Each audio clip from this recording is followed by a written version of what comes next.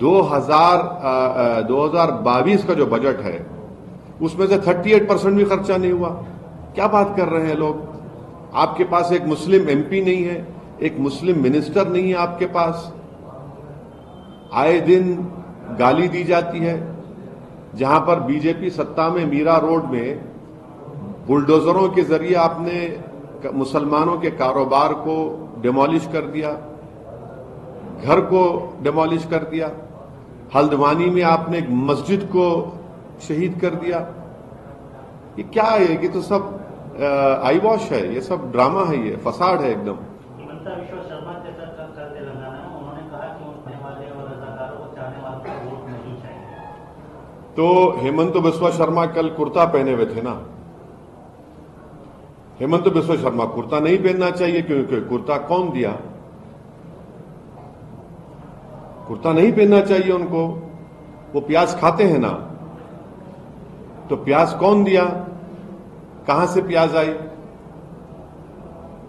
तो इनको कहना चाहिए, और कहना चाहिए कि भाई आज से मैं और भारत के प्रधानमंत्री कुर्ता नहीं पहनेंगे, क्योंकि कुर्ता आया मुगलों से। अब आप जाकर देश को आप बोलते हैं कि हम क्या बोलते हैं, आगे की सोच रहे हैं, फ्यूचर की सोच रहे हैं। आप 600 साल पुरानी बात करते हैं। अच्छा, फिर ये अकबर का भी नाम लिया उन्होंने। जो कॉन्स्टिट्यूशन की किताब पहली बनाई गई उसमें अकबर की भी फोटो है। क्या करेंगे उसको? जो फोटो डाले वो इस महाशय से ज्यादा अक्लमंद थे और वो दल बदल नहीं करते थे। संविधान बनाकर उन्होंने देश को दिया, उसमें अकबर की फोटो डाली। तो ये सिर्फ नफरत की राजनीति करना चाहते हैं। और हम जो है, भारत के 17 करोड़ मुसलमान मुगलों के स्पोक्स पर्सन नहीं है हम, मगर हिस्ट्री है। हिस्ट्री को कैसा आप डिनाई कर सकते, बताइए?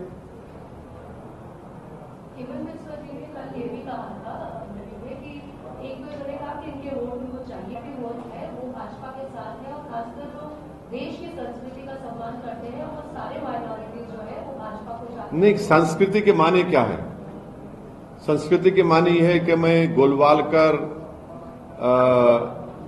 और पंडित दीनदयाल गोलवालकर की बंच ऑफ थॉट्स, या वी और नेशन और डिफाइंड, या इंटेग्रल ह्यूमैनिज्म जो किताब पंडित दीनदयाल उपाध्याय लिखी, या सावरकर की हिंदुत्व किताब, इनको मान लूं तो ये है क्या? देश की संस्कृति तो कॉन्स्टिट्यूशन है। तो आप कौन होते हैं मुझे बोलने वाले? आप तो वहां पर बहैसियत आसाम के मुख्यमंत्री के उन्होंने कई मदरसों को डिमोलिश कर दिया, और डिजास्टर मैनेजमेंट एक्ट का गलत इस्तेमाल करके। आप तो जो सुप्रीम कोर्ट मॉनिटर्ड एनआरसी हुआ उसको एक्सेप्ट नहीं करते। ये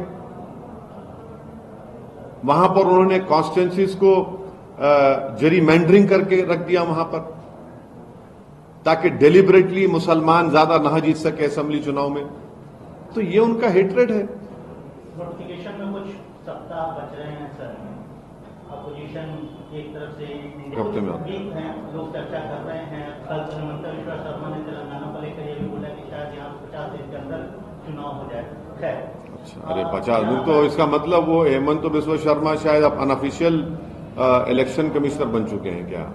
इनको क्या मालूम जो हमको देश को नहीं मालूम हो रहा है? तो सर, ये जो अपोजिशन इंडिया अलायंस है, एनडीए अलायंस है, क्या इंडिया अलायंस एनडीए को रोक सकती है, या एनडीए की ताकत में जो अब बात हो रही है 400 पार की, उसको आप कैसे देखते हैं, और इंडिया अलायंस कहाँ देखते हैं? देखिए, आपका सवाल गलत इसलिए है क्योंकि मैं उसका हिस्सा नहीं हूं, और मैं उस पर क्यों अपनी राय दूंगा जब मैं उसका हिस्सा नहीं हूं? मैं उस पर कुछ नहीं बोल सकता। आपको अगर बुलाया जाए सर, हाँ? आपसे बात की जाए, आपसे चर्चा की जाए, इंडिया अलायंस अगर आपकी तरफ दरवाजा खोले तो आप क्या स्वीकार करेंगे, जाएंगे? अब आशीष साहब, अब देखिए, ये बारात तो बन चुकी है। अब इसमें बैंड बाजे की पार्टी में नहीं बन सकता, समझे ना? अक्सर होता यह है कि हमको बैंड बाजे के तौर पर इस्तेमाल किया गया भारत के मुसलमानों को, और बैंड बाजे की जो पार्टी होती है वो दूल्हा तो चले जाता है जहां पर उसका निकाह या शादी होता है, जो बैंड बाजे वाले हैं तो उनको बोलते हैं बाहर रुक जाओ। तो मैं तो बैंड बाजे का नहीं हूं। हाँ, बाजा बजाएंगे इंशाल्लाह, हम अपना अच्छी तरीके से बजाएंगे और बड़े जोर शोर से बजाएंगे। और हमारी कोशिश यही होगी, अपने जो भी हमारा जितना भी हमको अल्लाह ने सलाहियत दी है, असर रसूख दिया है, हम कोशिश करेंगे कि तीसरी मर्तबा भारत की जनता श्री नरेंद्र मोदी को भारत का वजीर आजम ना बनाए। अब ये उनसे पूछना चाहिए उनका क्या है। भाई अशोक राव चौहान चले गए, इतना बड़ा मुख्यमंत्री, महाराष्ट्र का मुख्यमंत्री थे, इतना गाली देते थे हमको वो लोग। नांदेड़ में हम कॉर्पोरेटर जीते थे, फिर और एक बार इलेक्शन में हम पे ही गाली। आज वो जाकर बैठ गए वहां पर। कांग्रेस का एक और नेता, आपको याद होगा, जो यहां पर ऑब्जर्वर बनकर आए थे तेलंगाना में, वो चले गए अजीत पवार के साथ, अजीत पवार बीजेपी के साथ। यहां पर जब थे तो खूब गाली देते, एमआईएम ये एमआईएम ऐसा। तो ये जो ये लोग तो माने इनकी आइडियोलॉजी नहीं है, बल्कि कपड़े उतार रहे हैं, सिर्फ नया कपड़ा पहने, इसका आइडियोलॉजी ऐसा हो गई, आइडियोलॉजी ऐसा हो गई। तो 2019 में छोटे दलों के साथ आपने गठबंधन किया था, उत्तर प्रदेश में, बिहार में, अन्य जगहों पर, महाराष्ट्र में भी। इस बात भी आपका? देखिए, अभी तो बहुत जल्दी होगा, क्या हो सकता है हम तो देख रहे हैं। किसान आंदोलन को कैसे देख रहे हैं आप अभी आज इस तरीके से? नहीं, किसान आंदोलन का मैं कह रहा हूं कि एमएसपी का जो लीगल रेट बनना चाहिए, कानून बनना चाहिए, वो बनना चाहिए। स्वामीनाथन साहब का जो कमीशन के रिकमेंडेशन है उसको मानना चाहिए। और तीसरा यह है कि जो उन पर मुकदमात बुक किए गए उसको वापस लेना चाहिए। इसमें बड़ी बात क्यों है, इसमें इसको इतना बड़ा इशू क्यों बना रहे हैं? और चौथी बात यह कि पैलेट गन क्यों इस्तेमाल किया जा रहा है उनके ऊपर? ये क्या है भाई? पैलेट गन आप इस्तेमाल करके उनको अंधे कर देंगे आप? ये किसान है जो हम सबको खाना खिलाता है।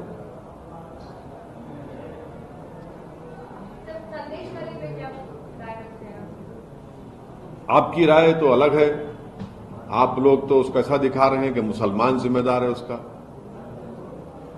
आप लोग ये नहीं दिखा रहे हैं कि वो जो क्रिमिनल है उसके दो साथी कौन है, मुसलमान है।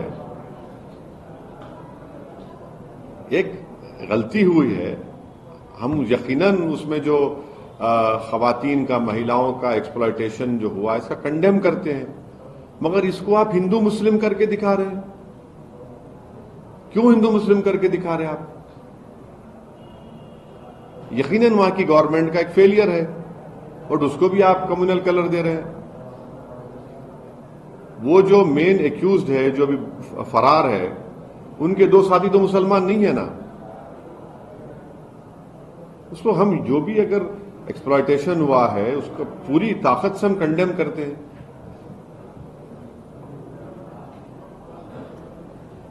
ठीक है सर, थैंक यू।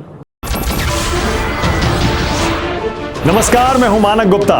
अगर आपको हमारा ये वीडियो पसंद आया हो तो इसे लाइक और शेयर जरूर करें, और हां, हमें सब्सक्राइब और फॉलो करना ना भूलें ताकि आप देश और दुनिया की कोई खबर मिस ना करें। तो जुड़े रहिए हमारे साथ और देखते रहिए न्यूज़ 24।